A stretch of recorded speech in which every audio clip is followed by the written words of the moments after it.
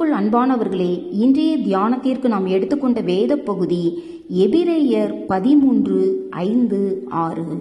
நான் உன்னை விட்டு விலகுவதும் இல்லை, உன்னை கைவிடுவதும் இல்லை என்று அவர் சொல்லியிருக்கிறாரே. அதனாலே நாம் தைரியம் கொண்டு, கர்த்தர் எனக்கு சகாயர், நான் பயப்படேன், மனுஷன் எனக்கு என்ன செய்வான் என்று சொல்லலாமே.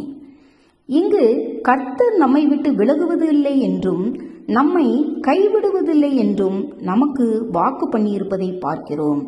ஆகவே கர்த்தர் நம்மை விட்டு விலகாமலும் நம்மை அவர் கைவிடாமலும் இருப்பதினால் நாம் கர்த்தருக்குள் தைரியம் கொண்டவர்களாய், கர்த்தர் எனக்கு சகாயர், நான் பயப்படேன், மனுஷன் எனக்கு என்ன செய்வான் என்று விசுவாசத்தோடு தைரியமாய் சொல்ல வேண்டும்.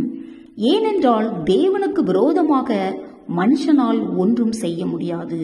அதே சமயம் மனுஷர் நமக்கு தீமை செய்தாலும் அந்த தீமைகளை கர்த்தர் நமக்கு நன்மைகளாக மாற்றித்தர வல்லவர்.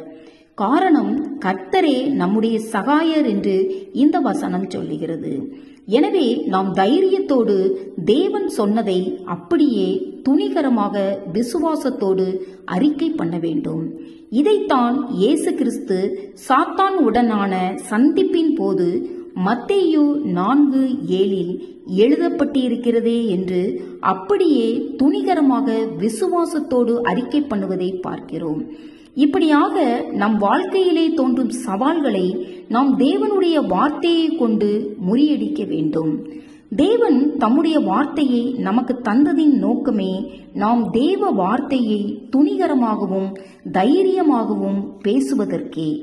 ஏனென்றால் தேவனுடைய வார்த்தையே எல்லாவற்றையும் உருவாக்கியது.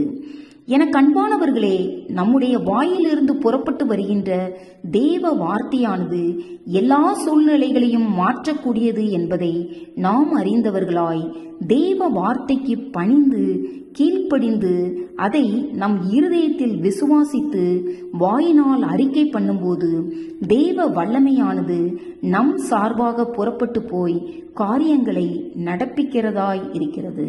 ஆமென். அல்லேலூயா.